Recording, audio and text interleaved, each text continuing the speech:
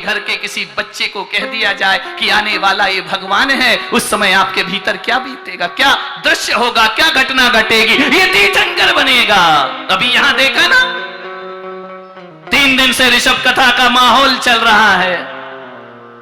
जो माता मरुदेवी का रूप धारण किए मेरे दर्शन को आई और उसने कहा कि महाराज, इन 4 दिनों में, मैंने कहा तुम्हें क्या अनुभव हो रहा है? सीमा फांदौत से मैंने पूछा तुम्हें कैसा लग रहा है? उसने आंखों में अश्रु भरे और कहा है महाराज, क्या सचमुच में किसी दिन किसी तीर्थंकर की हकीकत में मां बनूंगी या नहीं बनूंगी? क्या आने वाले किसी भाव में मेरी कोख से कोई तीर्थंकर जन्म लेगा? हमने कहा ये बीज बोया है, आगे जाके वृक्ष का रूप धारण करेगा। ये आस्थाएं जो बटोरी हैं उदयपुर वालों, जो श्रद्धाएं तुम बटोर रहे हो, आज इस उदयपुर में कथा का श्रवण श्रावक बन करके कर रहे हो, कल ऐसा भी अवसर आ सकता है किसी ना किसी भाव में कि हम तीर्थंकर ना बने तो कम से कम उनकी नगरी के नागरिक बनकर के अपना जीवन धन्य कर सकते हैं। ऐसे महान तीर्थंकर, बीज बो दिया महाबल ने तीर्थंकर बनने का। तीर्थंकर होगा ये राजा। भरत क्षेत्र के जम्बू द्वीप के आर्यखंड में प्रथम तीर्थंकर ऋषभनाथ के नाम से दुनिया इन्हें जानेगी। राजा महाबल, जमीन में पैर नहीं कि मेरा राजा तीर्थंकर होगा। लेकिन एक बात करना, महाबल मंत्र राजा से जाकर, आज राजा महाबल तुमसे 2 प्रश्न पूछेगा। जाओ स्वयं बुद्ध, उनके जीवन का उद्धार करो, उनको सतपथ पर लगाओ। प्रश्न पूछेगा, बोले आज की रात महाबल को 2 स्वप्न आएंगे, उसका फल महाबल तुमसे पूछेगा और जो मैं तुम्हें उत्तर दे रहा हूं वही उत्तर तुम राजा महाबल को देना।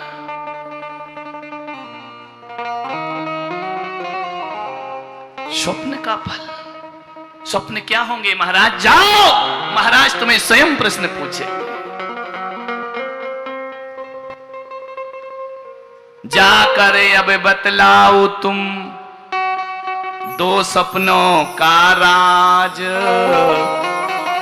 निश्चय ही श्रद्धान वह करे कहो राजा के पास पहुंचता है महामंत्री। राजा कहते कि महामंत्री, तीर्थ यात्रा कैसी रही? धन्य हो गया महाराज, धन्य हो गया, बहुत बार तीर्थ गया, आज जैसा तीर्थ मैंने जिंदगी में ऐसा तीर्थ नहीं किया। क्या हुआ महामंत्री?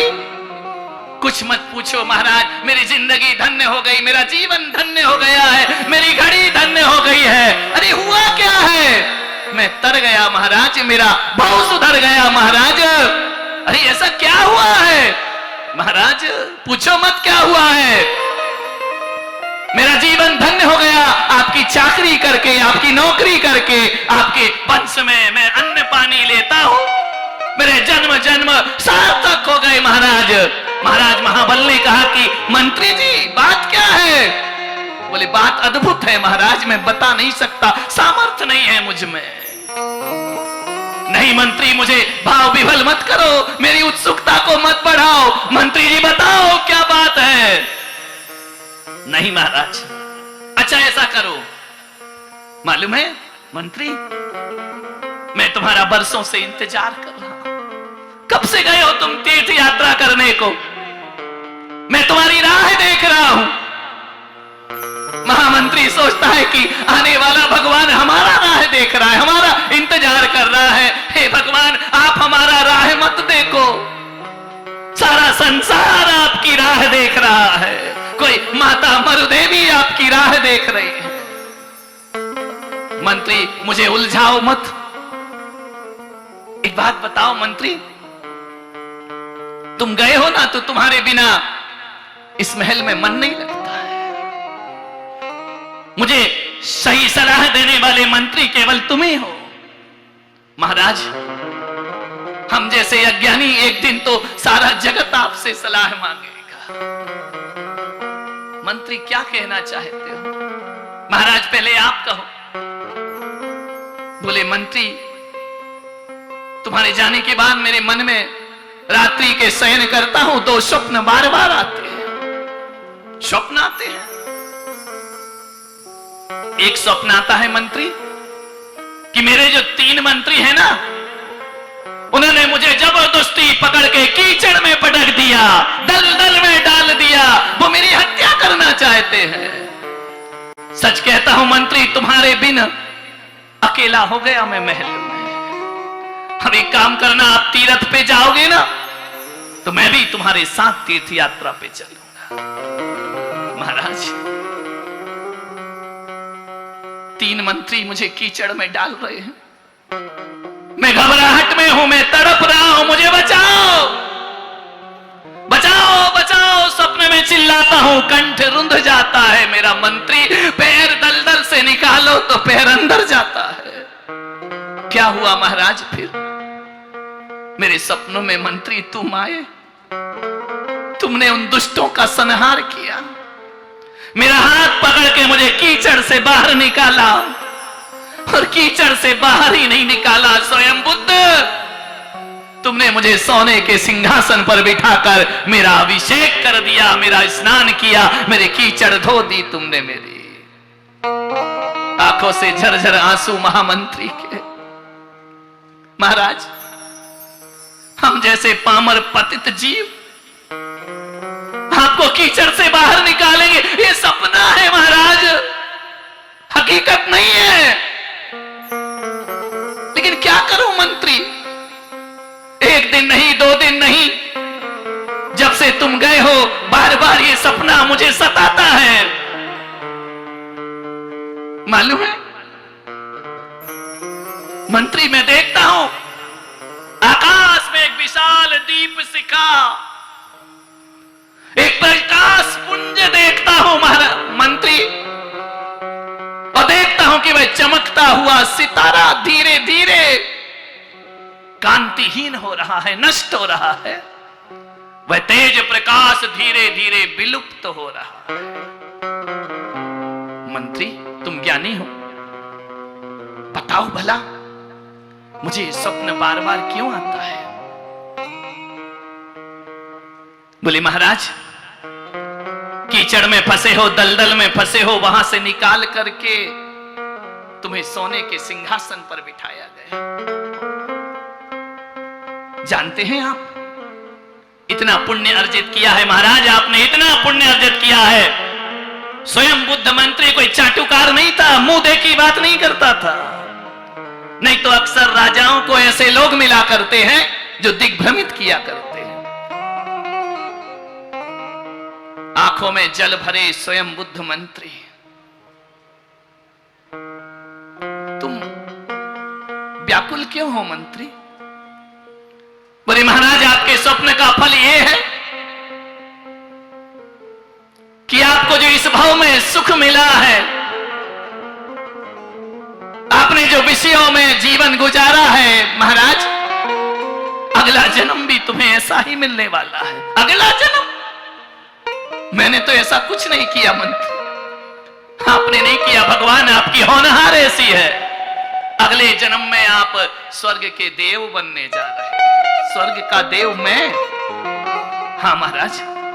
अच्छा ये बताओ, वो जो दीप शिखा मंद पड़ी, ऊर्जा कम हुई, चमक कम हुई, महाराज बड़े दुख के साथ कहता हूं कि अब आपकी आयु क्षीण हो रही है।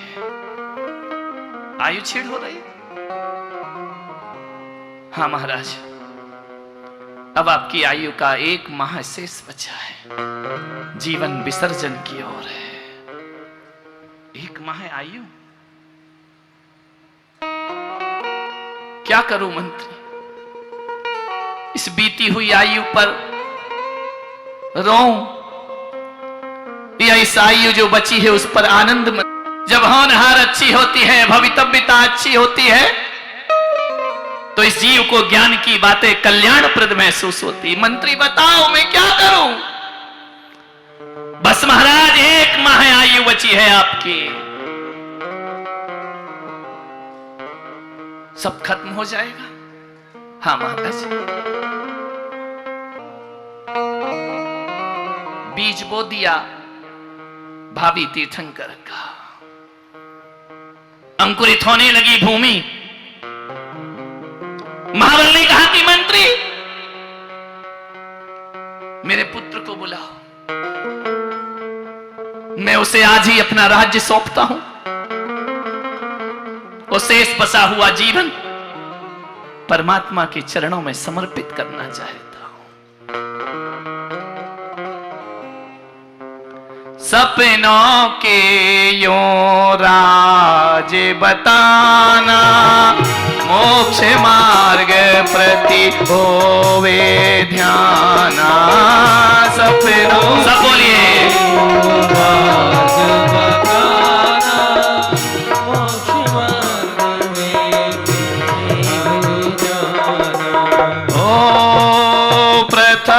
स्वप्नों में जो कुछ देखा, प्रथम स्वप्न में जो कुछ देखा, वह विभूति अगले भव पाना। वह विभूति अगले भव पाना। और दूसरा स्वप्न आयु की हासा, दूसरा स्वप्न आयु का आसा। एक माह है बस जीवन आसा, एक माह बस जीवन आसा। 1 माह का जीवन है। एक बात याद रखो उदयपुर वालों, के साहित्य साध रहा है, उसने संसार में नहीं बांधा, उसने विषय भोगों में नहीं बांधा। उसने कहा महाराज अपने जीवन का उद्धार करो, ये सब छूटेगा, सब नष्ट हो जाएगा। क्या कमाया है वो याद रखो, क्या लेकर जाओगे उसे याद रखो। समय आपका हो रहा है, समाप्त करता हूं। कृष शरीर यति हो गया, मन परमेष्ठी लगाए। नमोकार जपते हुए दिया शरीर विहार। बोलो ऋषभदेव भगवान की जय। लेकर लिंग शरीर वह गए स्वर्ग ऐशान। हुए देव ललितांग वे धारक रिद्धि महान। ललितांग देव बने स्वर्ग में जाकर। ये वही मंत्री है ना जिसने कीचड़ से उठाकर सिंहासन पर बिठा दिया। एक सद्गुरु, एक व्यक्ति, एक ऐसी आत्मा मिल जाए जो हमारे जीवन का उद्धार कर दिया करती है, कीचड़ से निकाल के सिंहासन पर विराजमान कर देती है।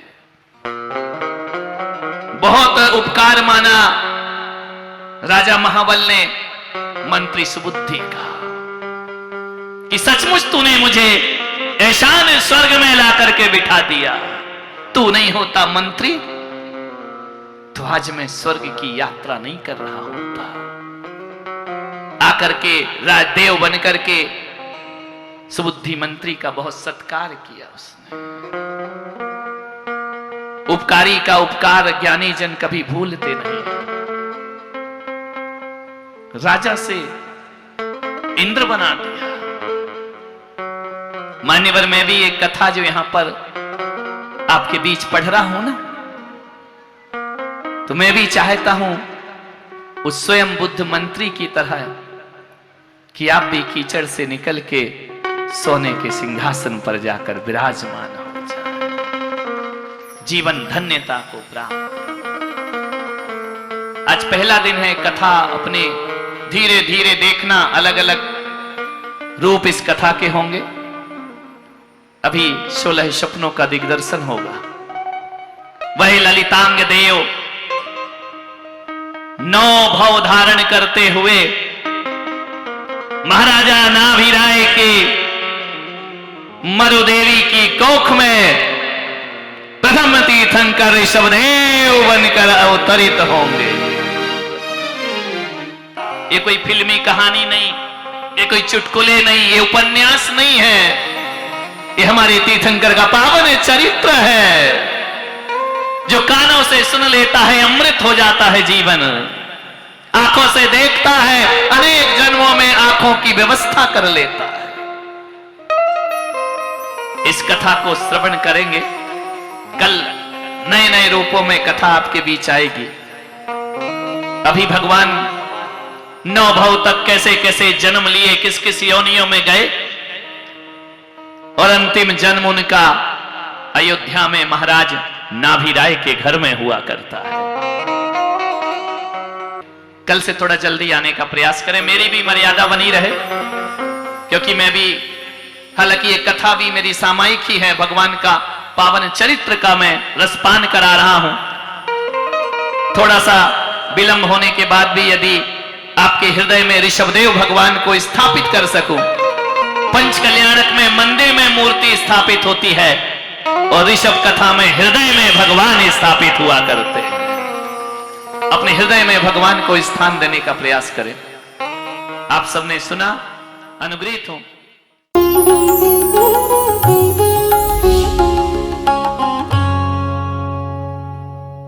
भगवान महावीर के अमर संदेश जीव दया की राह पर चलते हुए भारत गौरव राष्ट्र संत आचार्य श्री पुलक सागर जी गुरुदेव की प्रेरणा से वात्सल्य धारा ट्रस्ट द्वारा संचालित एक महाअभियान शिक्षा और सेवा समय की मांग। वात्सल्य धारा एक समाधान, मानवीयता की दुनिया में बढ़ते कदम। वात्सल्य धारा एक प्रकल्प अनेक, सुशिक्षा, सुस्वास्थ्य शिविर, औषधि वितरण, वात्सल्य धारा रुग्ण वाहिनी, अहिंसा प्रसाद, माँ जिनवाड़ी संग्रहालय, जीव दया, गौ सेवा, कन्यादान, वात्सल्य धाम। सामर्थ्य अनुसार सहयोग धनराशि प्रदान कर हमसे जुड़े। बैंक खाता विवरण निम्नवत है, अथवा आप अपनी दान राशि दिए गए QR कोड को स्कैन करके हमें UPI द्वारा सीधे भेज सकते हैं। आपके द्वारा दिया गया दान आयकर की धारा ATG के अंतर्गत कर मुक्त है। पूछताछ हेतु हमें संपर्क करें 991098 7666 98109 00699।